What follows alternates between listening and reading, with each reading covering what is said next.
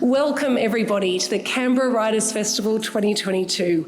It is my enormous pleasure to greet you all on behalf of the museum tonight.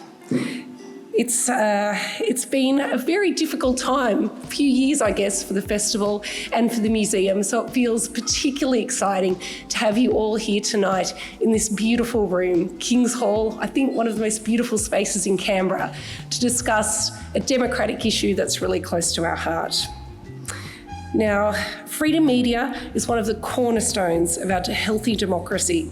What does this mean for journalism and for objective storytelling? Well, there couldn't be a better place to discuss the issue here in the Museum of Australian Democracy, and no better people to discuss it than Karen Middleton and our esteemed panel tonight. I warmly welcome Karen and all of the members of the panel, and I just have one very small housekeeping matter to ask of you all before I leave the stage, and that is, it is a beautiful heritage building. It has been through a lot in the last few years, and so I ask you to not put any glasses on the floor tonight. Keep them firmly in hand. We'd really appreciate that. Now enjoy your evening, enjoy the Writers' Festival, and enjoy your time in this beautiful space. Thank you. Hello, thank you for coming. Welcome. My name's Karen Middleton. I'm going to join the acknowledgement of the traditional owners and pay respects to their elders. I'm going to do a brief introduction to our panel. You've got their detailed bios in the program and you can check them later if you want to, but I'm going to just briefly introduce them to familiarise you. Here on my left, Louise Milligan, who's an investigative reporter with ABC TV's Four Corners. Next to her, Richard Potter, a silk lawyer. He's the lawyer on the panel. He'll keep us in line. Specialising in defamation law, who represents media publishers and broadcasters, and both as plaintiffs and defendants in some quite celebrated cases recently too. Ginger Gorman, who's a freelance radio and print journalist, and Michael West, journalist and publisher of news website Michael West Media. Join me in welcoming all of them. Thank you. Now, these are four very esteemed people with different perspectives on defamation. I'm going to just remind you a little of where they come from. Louise is, as I said, employed by a large media organisation and a public broadcaster. Michael is both a journalist and an independent publisher. Ginger works as freelance as a journalist and files stories for a range of organisations, large and small. And Richard is the gatekeeper, in a sense. If he says no, then the journalist is going to be hard-pressed to convince the publisher to get the thing out there. No pressure on any of them at any stage in that process, you can imagine. Now, I just have a few words of explanation to start with. Clearly, this is a panel of practitioners, so we're going to be talking about the practice of journalism and as it intersects with defamation law.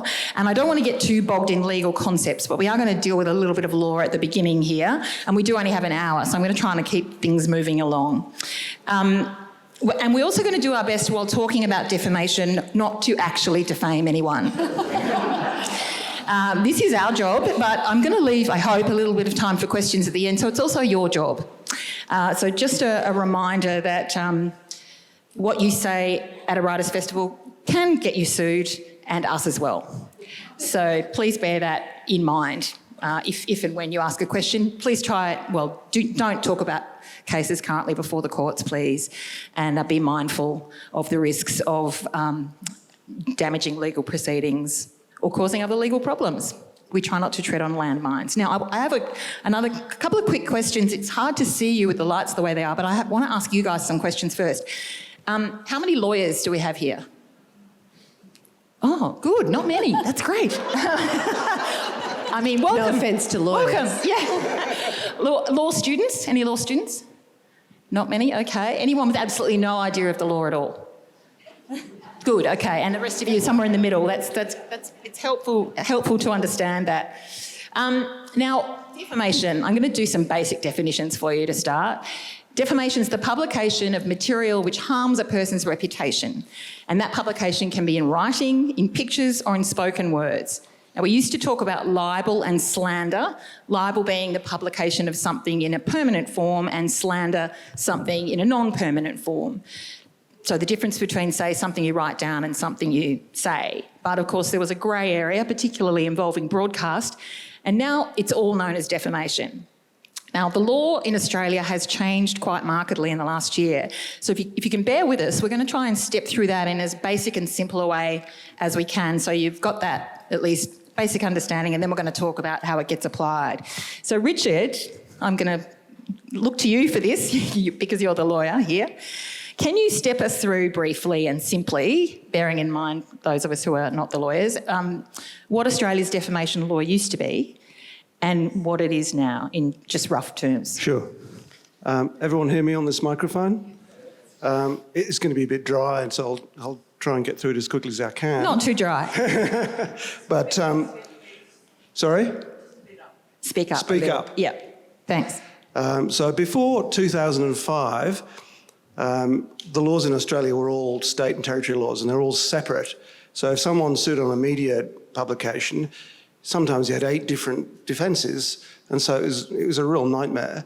So there was a big push in 2005 to make the law uniform across Australia, and that happened, which was brilliant. But in the years since, the New South Wales state government, at least, thought that there should be further changes to, if you like, bring the balance towards freedom of speech in the media, with changes such as digital online publishing and other things like that. And so they approached the states and said, let's do a change. There are some great defences in British law that came in 2013. We should adopt those, or adopt some of them, including the public interest defence, which I'll talk about in a second. And so Mark Speakman, the Attorney General, went around trying to do this, and he succeeded in all states except for WA and Northern Territory. The new laws have come in. They came in July 21. And the problem is it's no longer uniform. And so that's created the first problem in that, for example, the other day I had a defamation case and the plaintiff lives in WA. So he just simply restricted the publication. It was a national publication to WA. No concerns notices needed, no public interest defence. And so there's already issues there. And so with the new changes that came in last year, the big change that was adopted was the adoption of this UK public interest defence, where the journalist has to reasonably believe that the publication should be published in the public interest, and that the word reasonable is still there. So the court will look at everything the journalist did beforehand, as they have done before with the previous iteration of the statutory defence of qualified privilege. Qualified privilege, in a nutshell, evolves from an old common law defence, which was a whistleblower defence, whereby, for example, if you thought your neighbour was committing a crime, you report them to the police. It's all untrue, terribly embarrassing for them. You're protected by this defence as long as you didn't do it maliciously. Now, the media couldn't get the benefit of this defence because the interest group has to be fairly small, not to the whole nation. So in 74 in New South Wales, they brought in a statutory defence and said that you can have QP all across the country, but it has to be qualified, that the court has to decide that the publisher, that is the journalist's conduct, was reasonable. That is, they go through every single thing they did and make sure that they talk to the person defamed beforehand and get their point of view and put that in the article or the program. And over the years, hardly any cases succeeded because it was a counsel of perfection, if you like. And so this new defence, we thought, or I thought, would replace that. In fact, it hasn't. Both defences remain, except for the old defence has been stripped out of its checklist and put in the new defence. The English section has no checklist. It's very fluid. I think it's much easier to succeed on. And the English defence has a defence of reportage, which means that you can report a dispute of anybody, and you're not judged on the reasonableness of you going out trying to find that to be true. That has not come in the Australian defence, unfortunately. So it remains to be seen how it's going to work, but that's just come in, and it's not in all the states. There's been some other changes. Concerns notices have been beefed up. That is, when you have a complaint, you send a notice to the person who's defamed you. you now have to spell out exactly how it's defamatory. So you have to spend some money on a lawyer doing all that, which I don't think is very good. There's been a UK threshold brought in of serious harm. So you have to establish that this broadcast or publication caused you serious harm. There was a defence of triviality before, and that's gone now. So I'm not sure how much serious harm is going to overtake it. Triviality, for example, knocked out a case in Queensland where a male divorce lawyer was accused by his client's husband of being a Dennis Denuto, who's the bumbling lawyer from the castle. And so went all the way to the Queensland Court of Appeal, and they said, no, that's trivial, and knocked it out. Now that defence is gone, but there's serious harm there. So another great change is limitation period used to be 1 year, but if you have a book, for example, as long as you can find that book in a bookstore or a library, the limitation period just keeps starting for 1 year. It's called a multiple publication That's rule. the limitation for bringing an action. You've got to bring it within a year of the very first publication. Yeah. So now it's changed to first publication. So if you publish a book, you've got a year, and after that you cannot be sued unless you bring an updated book with a new chapter, and that becomes a new publication. Can I ask Richard, you know, one of the things that the big criticism of qualified privilege was it was just too hard to actually get there because judges would, you know, look at things with the benefit of hindsight, and journalists had to be absolutely perfect in their practice, and it was not particularly realistic. With this new public interest defence, it has all these things that the court has to take into account, like the seriousness of the imputation carried by the matter published, and, you know, a number of other caveats, if you like. Is there a concern amongst practitioners that judges will just find a different way to make it hard for us to still publish the material? That is absolutely my concern, because a lot of the checklists have just been taken from the old Section 30, including the need to get the reply of the person defamed.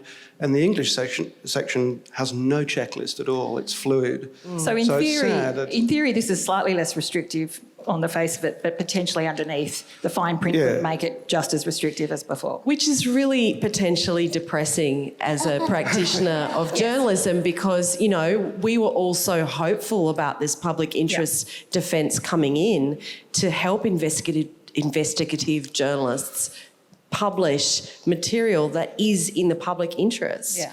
And then we have all these exemptions. So let's get to this conversation properly. Thank you very much, Richard, for that. Louise, how conscious are you when you're preparing, you're an investigative journalist, how conscious are you when you're preparing a story for Four Corners of the defamation thing? Among all the things that you think about when you're researching and preparing, how high up is that? Oh, unbelievably conscious of it. It's always there in the back of your mind, and it means, I mean, I feel really extraordinarily lucky to work for a program like Four Corners, where we have very forensic fact-checking processes, and we have the time and the space to be able to flesh out an issue. It's not sort of wham, bam, thank you, ma'am, you know. And we go through, after we've sort of done all of our research, which can be, you know, weeks or months, and then we do all the shooting, then we go through a sort of a process that goes for weeks, and it depends on the story. Like if it's a really controversial story, that process can be longer. It can be referred up to, you know, the managing director of the ABC. There are lots of layers of checking, and that makes you feel a lot more comfortable. But myself, you know, I'm always thinking about, for instance, if you're making a claim about someone and not actually identifying them, how big is the pool of people? Like if the pool is too small, then you're going to actually identify people by inference, you know.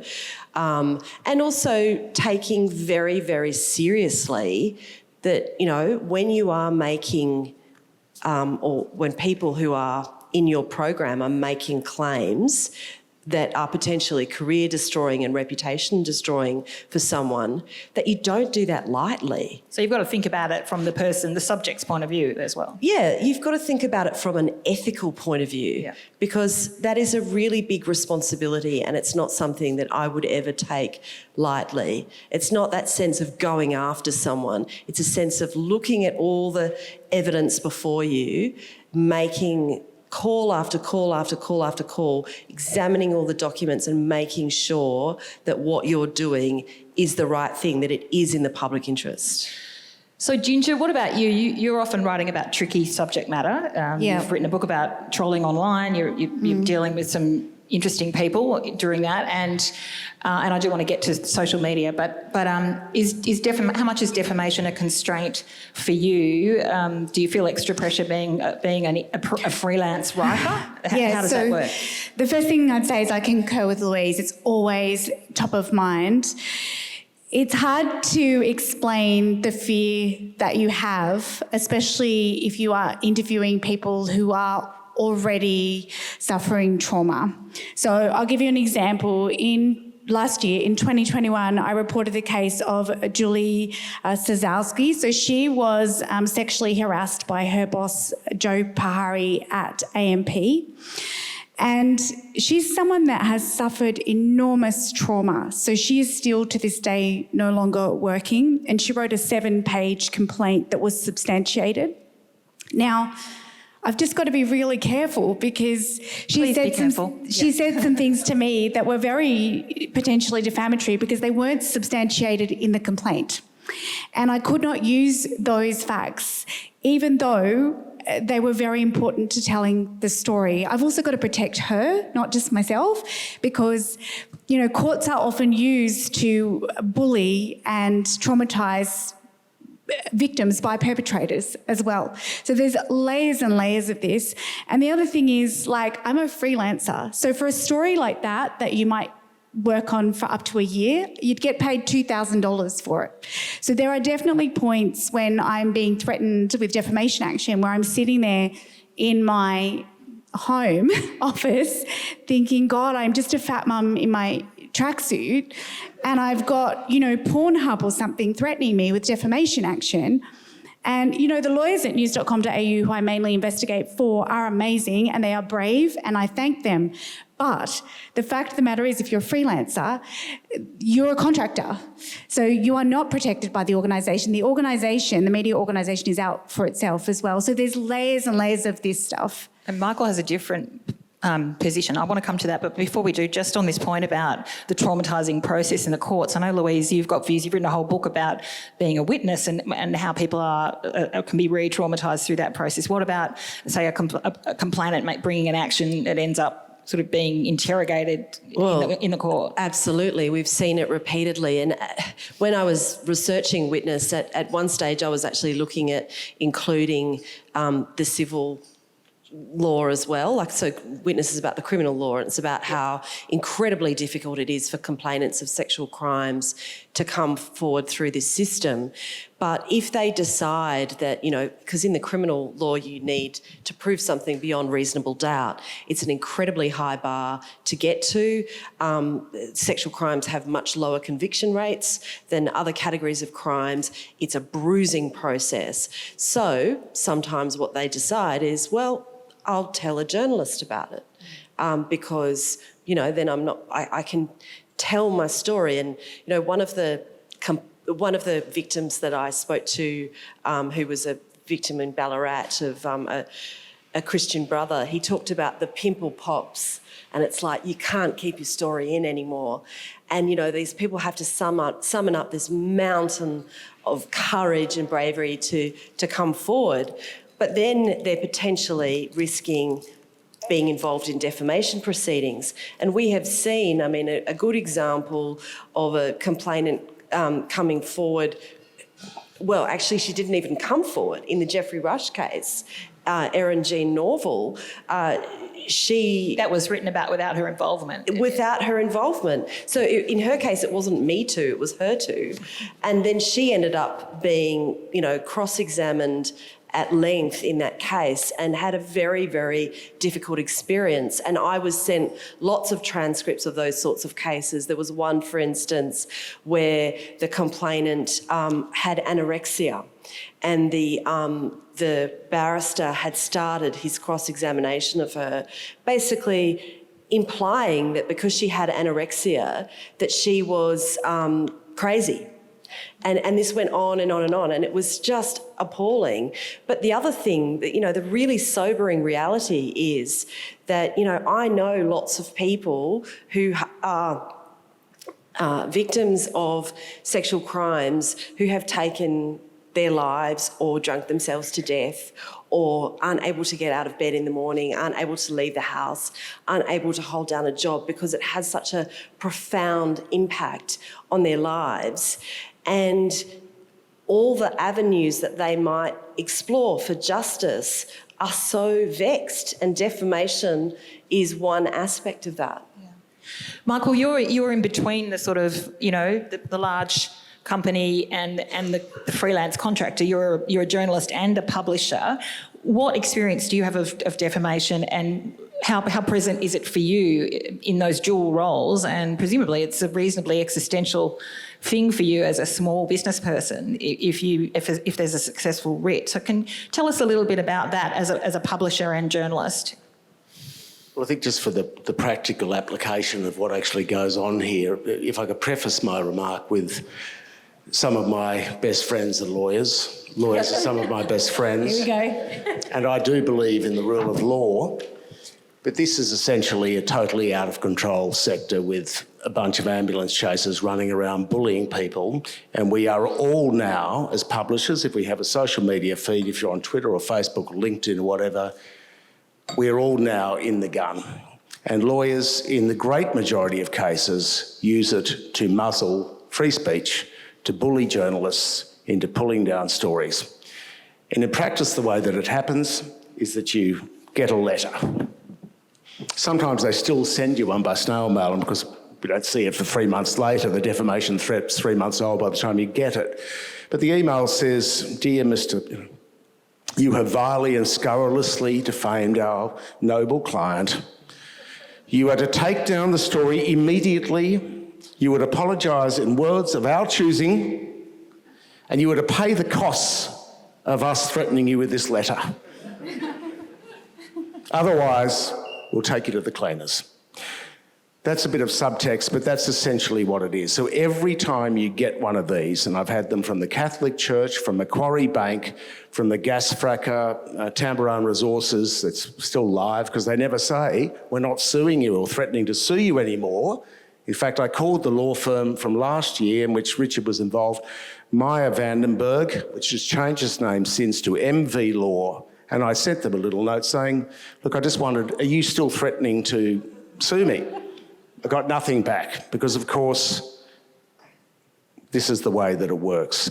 So what I do, I call them up, I ring them, and they get this terrible fright because a human being is on the other end of the phone, actually responding to them verbally, not in some sort of email, not hiring a lawyer, because, of course, the minute you hire a lawyer, they start exchanging emails. Look, from one learned friend to the next learned friend. "Dear my learned friend, pursuant hereto forthwith notwithstanding, subclause whatever," and it starts and it escalates. And I've got one at the moment which I can't discuss. It's in a different court and it's not defamation, but it is a classic case of vulture ambulance chasing lawyers seeking to use their position as officers of the court for commercial advantage. They swear an oath, and the oath is not to denigrate the court in that way. And a lot of them are running around doing it. They know, in the case of corporations, big corporations can't sue, but I'm getting them from billion-dollar corporations. These threats are to muzzle free speech. And have you ever heard of a defamation threat coming from an ordinary Australian person? Occasionally, the Voller thing which Richard worked on was a fantastic judgment. It has huge ramifications for all of us because if somebody comes and comments now on somebody else's social media feed, then that person running the feed can be liable for somebody else's defamatory comment. I mean, we are talking about laws. In the Voller judgment, I was saying to Richard before, you know, there's Smythe versus Thames, 1776 from the Privy Council. There's all this case law going back 300 or 400 years to carrion pigeon days, you know, and we are in a different era now where everybody has their say on the internet, and we desperately need reform and we need regulation of the legal sector to stop these people bullying us. And I do want to get to the internet, the wonderful place that it is. But Richard, surely lawyers don't participate in the sending of letters as a threat or an intimidatory practice, do they? I was actually on the good side in that matter with Michael.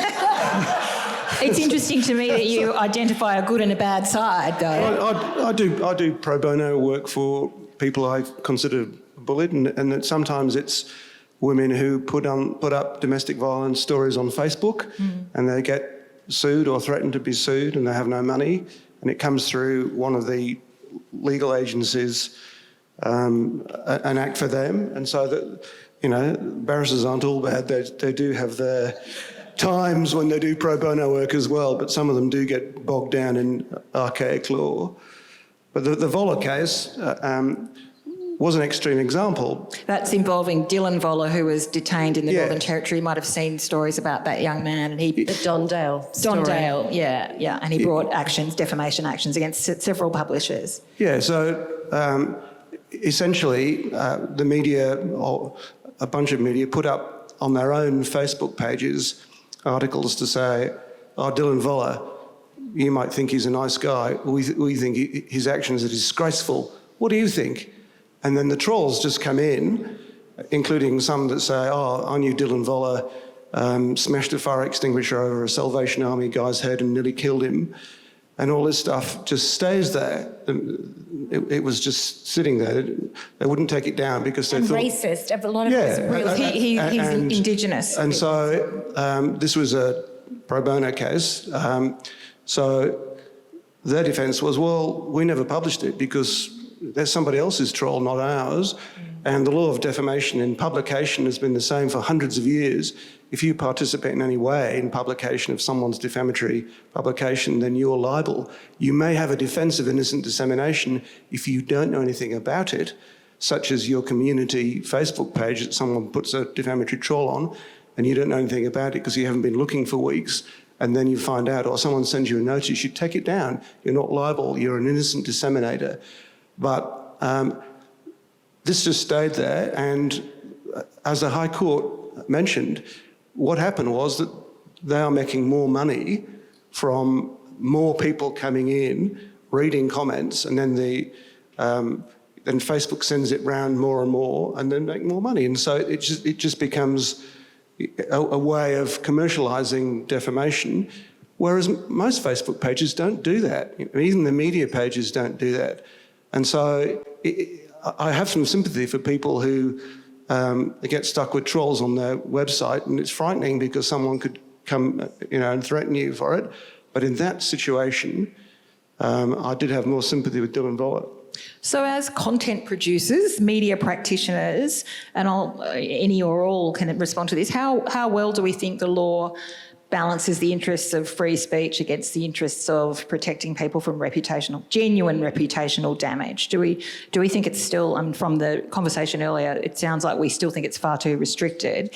It needs adjustment. Yeah, one of the issues is that when a plaintiff lawyer sues, they try to pitch the meanings really high. So, they try to make it seem like the story was saying something way worse and way more extreme than what it was actually saying. So pushing the envelope on what the imputation possibly could be. Exactly.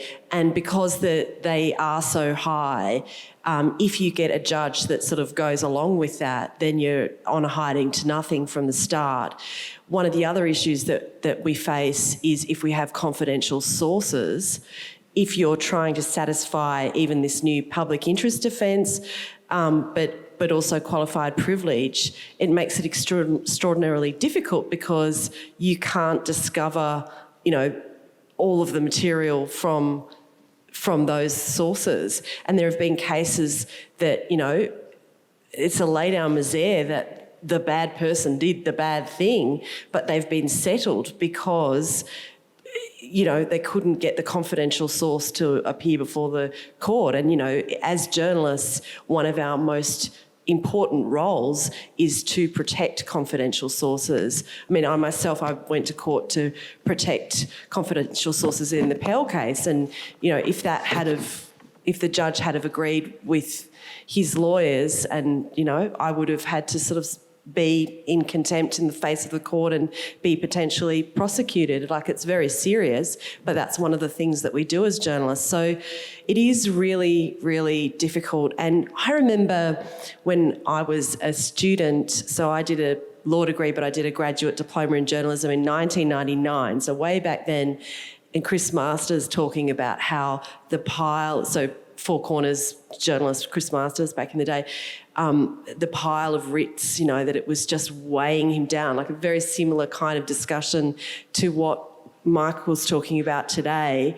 And here we are, 23 years later, and it's no better. And the thing about it is, going through this is so time-consuming. I mean, without going into the details of the Porter case, when I was preparing for that, I had to take weeks and weeks off work, and I was working from first thing in the morning till midnight, because I had spoken to so many people that I had to sort of I do everything in shorthand, in Pitman's, and I had typed up a lot of my notes, but not all of my notes. So just even the process of doing that took hours and hours and hours, but also, back and forth with the lawyers. And it was incredibly stressful. In the middle of it, I had an operation. And, the first person I spoke to after, my mum and my husband, when I came out of the operation, was the solicitor from the ABC, and it was, it was really bruising. It's one of the most horrible things I've gone through. And they know that. These people, and I'm talking in the general here, the people who are the plaintiff lawyers, as Michael puts it, some of them, they know what they're doing, and they just keep pushing. And I'm not talking about specifics here, but that's the business model. So, Michael, how stressful is it if you're getting this rain of writs on your head? How do you get on with the job of the day-to-day writing and publishing when you're also trying to wrangle all of that? Just on Louise and Ginger, what they've said, I mean, I would steer clear of this kind of journalism or the Ben Roberts-Smith type of thing, regardless of whether you had good, because that if Kerry Stokes is on the other side suing you and he's a billionaire and you've got your little flat in the suburbs, what chance have you got? Because it's not about truth, it's about whose money lasts the longest. That's the problem. That is the problem. I mean, most of the actions I see, I know enough about the law to go, well, no, that's without thing, but that doesn't mean that they can't soak up your time, they can't bully you hard, and they can't try to get injunctions or whatever. But I do very much sympathise with Louise. And in fact, we were chatting before because this suit last year, in which Richard was involved on the side of right, was from a librarian in the library here in Parliament House, who sued 5 people: myself, the icon, John Menadue, Pearls and Irritations, Susie Kong, a Chinese-Australian school teacher, head principal, an academic who was not sufficiently anti-China to want to go to war with them, myself and Marcus Rubinstein, a small publisher. Marcus Rubinstein burned a lot of money and he is now out of business as a small publisher. The identity of the person behind whoever funded this case, as in the case of Christian Porter with Louise, there are greater responsibilities if you're the Attorney General and a parliamentarian. Obviously, you should be disclosing the source of your funding. It's a huge scandal, and hopefully, if we see a federal ICAC sometime in the next 50 years, well, these sort of things will be considered, because that is absolutely outrageous. But the fact of defamation is this: the lawyers don't even have to tell you. They can come and threaten to take your house off you. Your house becomes their holiday house in fees, And they know that they're doing this. They know that the threat of financial penalties and paying lawyers' fees will probably get you to cave in, whether you're right or wrong. And in the case of Maya Vandenberg, now named MV Law, they never disclosed who was behind. I put questions to them. It couldn't have been some little guy in the parliamentary library with a small asset base. A law firm would not take on multi-million dollar lawsuits, potentially, on behalf of one guy because he said that he had hurt feelings. You know, now the Barilaro thing is interesting. There's a lot of very interesting stuff going on with independent media at the moment. Friendly Geordies, Jordan Shanks with the John Barilaro situation. You know, and once it's secret and it's a settlement, well, it could have been $2.50. We don't know. But the fact is either side can claim victory because the suit was not proceeded with. So Jordan can say he's caved in, he threatened to sue us and he just caved in. And Barilaro can say we forced him to pay for this outrageous and vile defamation. Now, one more point, and I'm sorry, Karen, I'm probably giving you very high blood pressure, because that is another fault of the laws, that not only can Karen be sued, but I can be sued as well. And that is that in the mainstream media, you've got teams of compliance people, lawyers, you've got a balance sheet, you've got publicly listed companies, you've got Rupert Murdoch.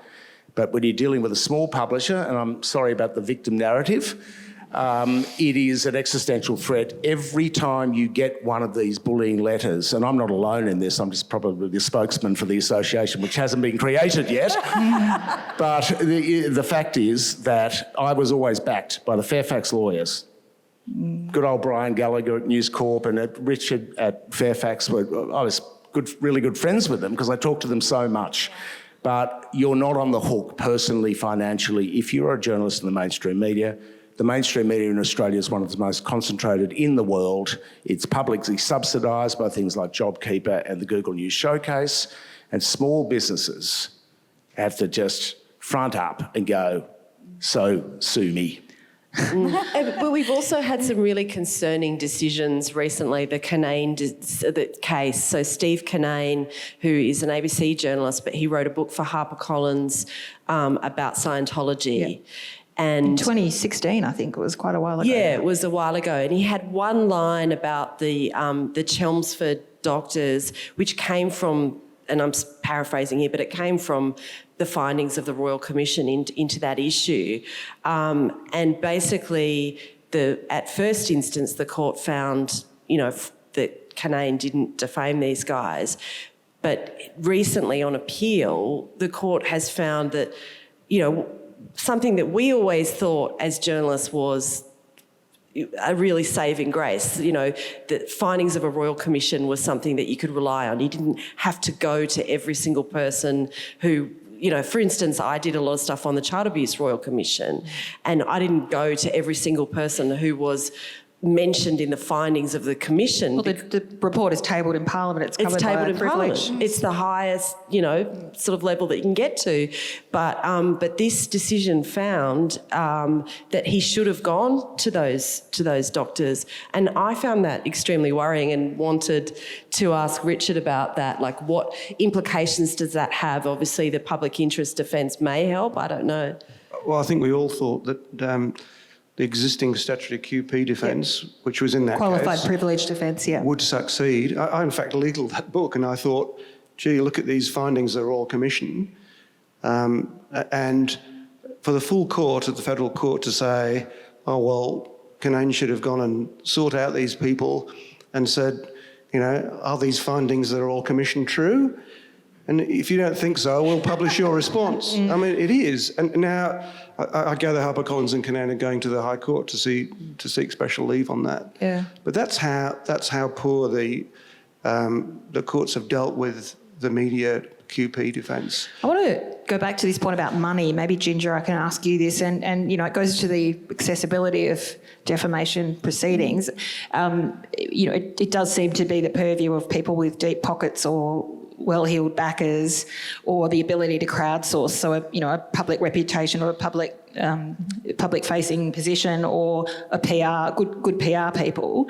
But do you think, going to the point about disclosing the funding, firstly, do you think that money is making a lot of difference to the nature of journalism because well-funded people are bringing these kinds of actions? But do you think they should be, all of the backers should be disclosed, both in terms of on either side of the legend? I think Sarah Hanson-Young, in bringing her action against another politician, David Leyonhjelm, I think she crowdsourced some of hers.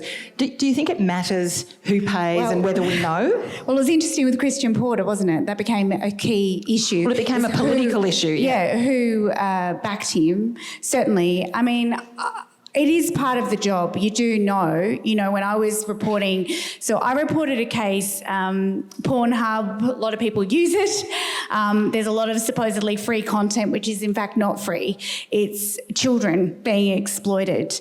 And I reported a story, she's now 19, Avery Sapir is her pseudonym, but there were videos on those sites, on Pornhub mainly, of her being raped as a baby, and she couldn't get them taken down. And we're being very careful here, aren't we? Yeah, no, she's not. Her that's a pseudonym, so she's very well protected. No one knows who she is except for me. No, I'm thinking about the website. So Pornhub was threatening to sue me, and I knew that was going to happen. I knew that they would take that action. So this is part of what we do. And I've got a slightly different view from others on the panel here. I have never not been able to report a story because of defamation. There's things I've had to take out, and I do think the law needs reform. But, I was listening to Jess Hill's amazing quarterly essay on the Me Too movement. It's incredible for anyone that wants to read it. But, she was quoting Michael Bradley from Mark Lawyers. He worked a lot on the Let Her Speak campaign, getting sexual abuse survivors a voice. And he was really saying, when we write these stories, some of this is on us. Like, we need to forensically prepare as if we're preparing for a court case and have the evidence. It's not just that we as journalists can point at lawyers and say they're all assholes.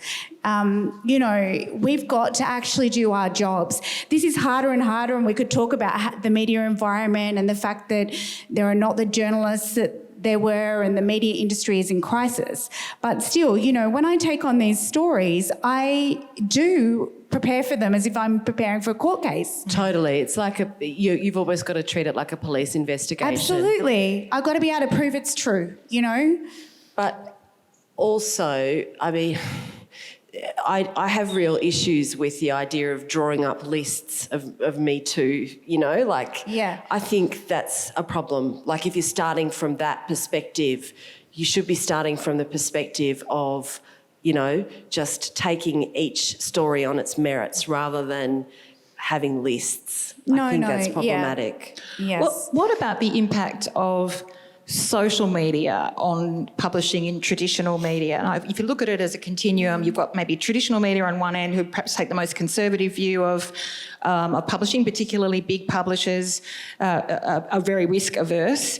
And then at the other end, you've got the kind of open sewer social media where people will say whatever they like and they don't seem to know or care that defamation law exists. And then we all exist sort of somewhere on the line. I don't know, Ginger. I get defamed every day on social media. I am a cyber hate expert, and because of a story I published in 2010, I get called a paedophile lover, paedophile enabler, all this stuff. One of the interesting things is people don't realise they're publishing when they're saying that stuff. And Richard might have more insight on this, but courts can compel social media platforms to hand over that information now. So, we're in a very interesting in-between area where, as in the Voller case, third-party comments are considered publication, retweeting is considered publication, even forwarding emails is considering publication. So we're going to see, I reckon, Richard will have more insight on this, but waves of cases around this, because at the moment, people think they can say whatever they like with impunity, and they can't. And it's very rapidly changing. These cases are coming to court now. Yeah, how quickly is that that changing, Richard? And what is the landscape like now in terms of social media? I've had a few cases recently where people have put on reviews of other people, such as doctors and dentists and surgeons, and they do it anonymously, and they say, oh, I was a patient of his and he was just terrible and all these terrible things happened to me. And then the doctor says, I suspect it's Joe Bloggs, who's another doctor down the road, who's doing it anonymously. And so what they do is you get a preliminary discovery order, and lately Google have actually been providing the IP addresses of these people because if they have a court order, they'll comply. And so once you get the IP address, then you can go to the internet provider and they'll provide you with the details of who that IP address is. And on a couple of occasions, it's just right there. That person did it from their home computer and they're dead in the water. But I think a lot of people are now starting to realise that social media is not a defamation-free zone, except for those people who Ginger said just don't care. And at the moment, there's quite a few cases in the lower courts, district courts, which are all social media cases involving, for example, I've got a few ethnic Chinese associations, such as the Xinjiang region of Xinjiang in China, the Australian Association. And so there's a hotbed of political fighting in this association, and they just sue because of what someone said on WeChat about something, and they say, oh, I can't settle, it has to go to court. And so the lists are being more and more kind of filled up with social media and email type litigation, which is, it's not what the system's there for. Yeah. And to the point, Michael, to the point of this, where we're all on this line where we have different kinds of risk appetite in terms of publishing. I know there are independent publishers who probably have a greater risk appetite than Michael you might have. How much pressure does that put on you as a publisher? If you know other people are willing to publish more detail of a story than you are, how does that factor into your thinking as a writer and a publisher? I wouldn't be able to do what I'm doing unless I actually had the DNA and the makeup to actually enjoy having a brawl with lawyers who loved themselves and thought that they were great and smarter and better citizens than you. Richard, we're really glad that you're here. Thank you. And I accept that there are many good lawyers and that they're doing their jobs, but there are a hell of a lot of ambulance chasers exploiting the court for commercial advantage. They're dragging the court into disrepute. Now, with regard to getting philosophical, with regard to the social media question, it's a very good one because the law is always decades behind. In the case of defamation law, 350 years behind. Mm-hmm. But everyone can have their say now. And you find that there is a mob on Twitter and they can be terribly unfair and they can be malicious. But in the end, the public opinion tends to balance, in my view. Everyone can have their say, and if somebody is badly treated, then other people will come to their defence. Now, there are things like any market where the pendulum swings too far. And like with the COVID stuff, for instance, the community expectation is now we mask up if we feel like it and we shouldn't be in lockdown anymore, even though the numbers are remember back in the day, there was 1 or 2 COVID cases. You never even knew somebody with COVID, and we were all locked down. I was part of that and follow the medical stuff and everything, but the point is that community expectations change. Yeah. And with regard to campaign finance, political donations, they were there so that candidates like, let's say, David Pocock, because he wants to get into Parliament, he can put an ad in the paper because that's the only dissemination of information. That has gone. Anybody with something good to say can go on social media. But something bad to say too, Michael. Yeah. They can, and I'm not saying that it's good that people defame people or are nasty to people on Twitter, but I'm saying there is a balancing effect. But you often get, so when you're doing traditional reporting on something, you often get people criticising you saying, I know this about Christian Porter and I know that. And the thing is, they're actually defaming him and pressuring you to put more information in your story than you can substantiate. And they may be saying things that aren't true, so I don't know. I'm not sure. The platforms have a big role to play in this. They've been not brought to account in the way that they need to. They are publishers and and they are very slow to accept this, and they are actually often doing great harm. They're promoting defamation and they're promoting misinformation. So, Louise, how difficult is that if you're publishing in a traditional medium or broadcasting and you've been through all the legal process with Richard, say, or a lawyer, and you've stuck very carefully within the lines, and then you see stuff appearing on social media that may or may not be true, but that goes to your story, and then you come under pressure, why haven't you said this? Why haven't you know this and you're just not telling us? How do you manage that as a journalist? You just keep, sticking to your guns and,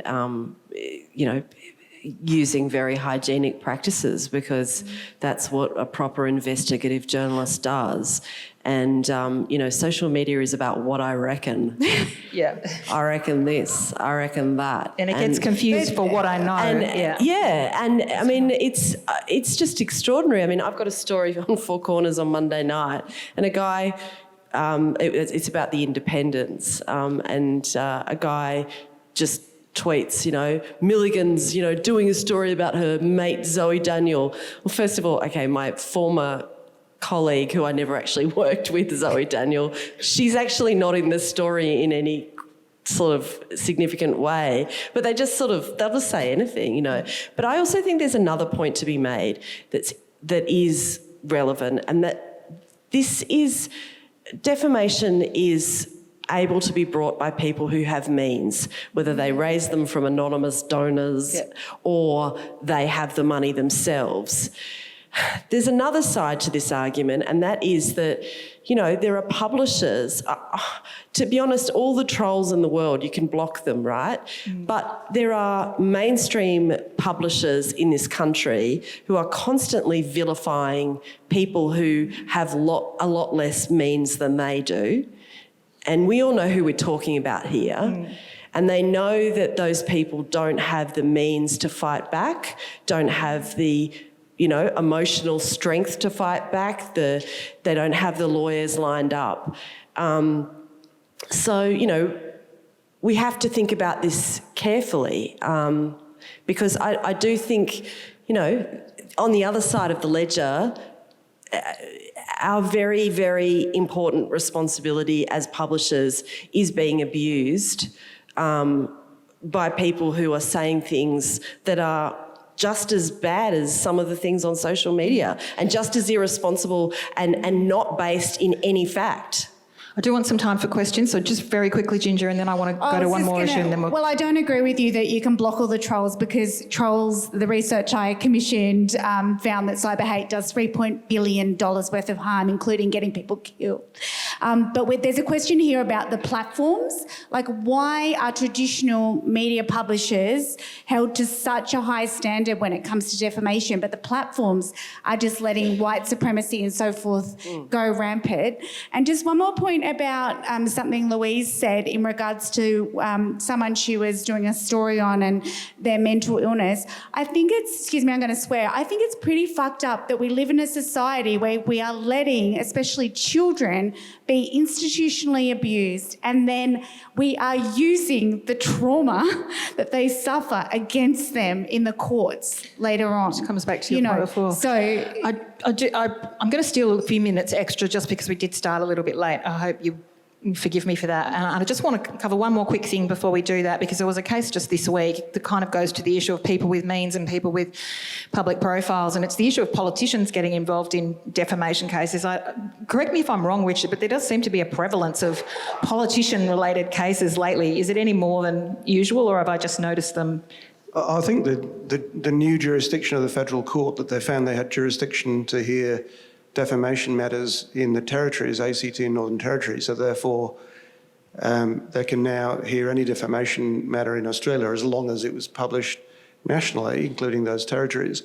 And it's become a high-profile location, and so it receives a lot of publicity.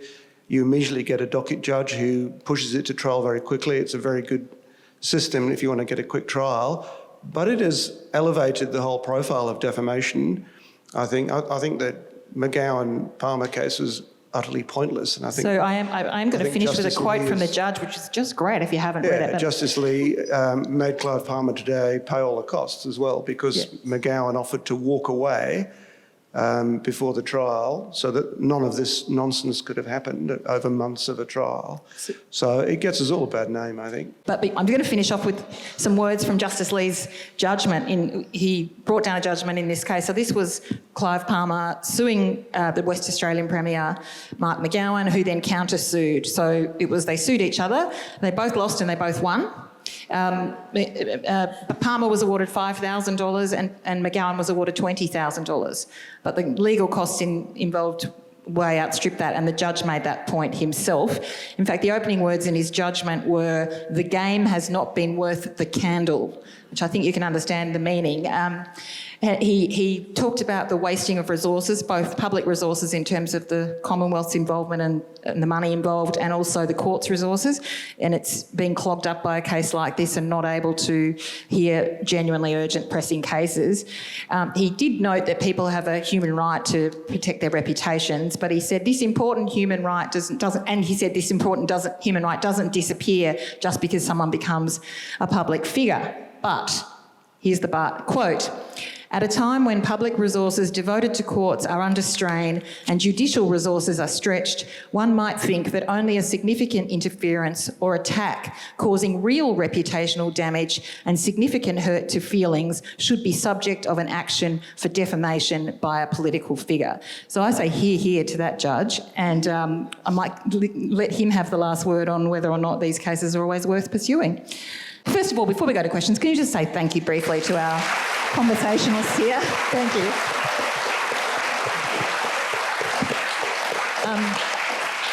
I'll just remind you again, to be careful. There's a question over here. Thanks. Okay. We've had a number of defamation cases during the last Parliament. Do you believe that there will be more of them in the next little while? And do you believe that people will have to start proving that they're either a misinformer or a disinformer? Okay, thank you. Does anyone want to take that? There has been a slew of politicians suing. Yeah. Richard's been involved with one with Peter Dutton and Shane Bazzi. Richard did a pre-publication for Inside the Canberra Bubble and Bursting the Canberra Bubble, which are the stories that Porter did not sue on. There have been a number of these, but I don't know, it feels like the sort of political climate has changed somewhat. And it remains to be seen whether, it's going to continue. I think when you get something like Mr. Lionhelm and the things that he says, then a defamation action is kind of inevitable because it's so over the top. That was the case that Sarah Hanson-Young brought against a fellow member of the Senate because he said some things outside the Senate that were similar to things he said in the Senate, and the things in the Senate were covered by privilege. But as soon as you step outside the Parliament and you say that, then you're potentially subject to a defamation suit, and she successfully sued him. Yeah, but unless you get extreme cases like that, I don't think there's going to be a continuation of gratuitous defamation action. I mean, Clive Palmer is capable of anything. As we know, if he spends $80 million on an election and he doesn't elect anybody. I guess the point about the judge's comments is that he's trying to discourage sort of vexatious or vengeful or ego-driven But claims. it did feel like there when Andrew Lamming and Christian Porter, and then it seemed like every day you were reading the news and there was another politician suing, and I just kind of thought to myself, make no mistake, this is having a chilling effect on journalism and what we're able to report, and it's designed to shut us up. It felt very Trumpian to me. Okay, do we have another question over here? Hi, I was just wondering how you think law students and future lawyers interested in both upholding, freedom of speech and accessibility and improving accessibility to the law can contribute towards changing this toxic culture that we've been talking about. Come to work for us, don't work for the dark side. Don't go to those nasty plaintiff firms. But being trauma-informed is really important. Josh Bornstein from Morris Blackburn has become a friend of mine just through so much reporting on workplace bullying and sexual harassment. And I think there are ways to do it in a way that's really kind and trauma-informed and supportive, and making sure people that have have these traumatic experiences are really supported. Like, he will often say to people, he'll walk them through what is going to happen in a court, make sure they understand, given the PTSD and so forth, that they're suffering. So those practices are really important. I mean, the law can do a lot better. Maybe Richard can talk to that. Sorry, go on. Yep. I was just going to say the issue that we were discussing earlier, which is perhaps not in line with defamation, is whether NDAs, that's non-disclosure agreements, should be made unenforceable when you come to sexual harassment cases. So people can do what they want in relation to that. Of course, the other side is that it'll discourage people to settle, because the whole idea of settlement is to keep it secret. Yeah. Were you going to say something, Michael? I was just going to say, it's a great question. There are a lot of great lawyers out there, a lot of great contacts that contribute to the public interest, publishing stories that are in the public interest. The fact is that this is a racket. It's a money-making caper. Everyone knows, the defamation lawyers all admit it, that we have the most draconian defamation law. You don't hurt feelings, oh no, I'll take you to court. Everybody in this room has been subject to hurt feelings. Little comments that were said 20 years ago, little things that, unfair things said on social media constantly. The fact is, there are people making a lot of money out of this, and it's not about justice. As somebody said back in the old days where our law comes from still, the system of justice is open to all, just like the Ritz Hotel. Richard, that's the fact. They're making money out of it by bullying people and muzzling people, and the people that they have got no assets, that are too young, like we know them. We've got Kangaroo Court, Shane Dowling, we've got Friendly Geordies, that there's not a house that they can go after. So they're not bullyable. But if Ginger writes for me, I give her and she hasn't yet, and it's different subject material, mind you. We'll let you talk about that. We need to wrap up in a sec, so finish your point, yeah? I'm just saying that I would cover her for defamation, just as the mainstream media covers the journalist for defamation. So you're covering somebody else on top. So what I'm saying is it's highly anti-competitive. There's lawyers, it should go to the US system of malicious pursuit, where if you want to sue somebody, you have to, in the media, you have to prove that there is malice involved. We have injurious falsehood laws, obviously, which have never been applied. Okay, we need to, yep. But defamation, it's ridiculous. And because I'm fair and balanced, and I don't want Richard to sue us, I'm going to ask if he wants to respond to the criticisms of all lawyers on behalf of the entire legal profession, or do you want to just let it go? How relaxing. I'm afraid there's a spectrum, a wide spectrum of professionals, from those that Michael describes to other people who hopefully do pro bono work at the other end and help people who are bullied. So I don't think you can tie them all with one brush. But there has to be some balance, because you have to have some law to protect your reputation. You can be ruined overnight by something that's completely false. You can't they're not just all have vexatious claims, You can't have are a they? defamation-free zone at all. But there has to be, and there's a constant changing to try and redress the balance, and it usually swings one way then the other. But it's something that's inevitable in our society, finding that balance. And I should say, as publishers and broadcasters, we're not setting out to deliberately damage or destroy people. We're trying to balance that in the public interest, and we're trying to, weigh that up and ensure that stories can be told that need to be told and known about, preferably without damaging people, but making that judgment with the help of lawyers. Do you want to say something quickly? I was just going to say quickly, one solution would be to bring in a US-style system where it's like a First Amendment, where you have to prove malice at first instance. What do you think of that? But you only have to prove malice where the person you're defaming is a public figure.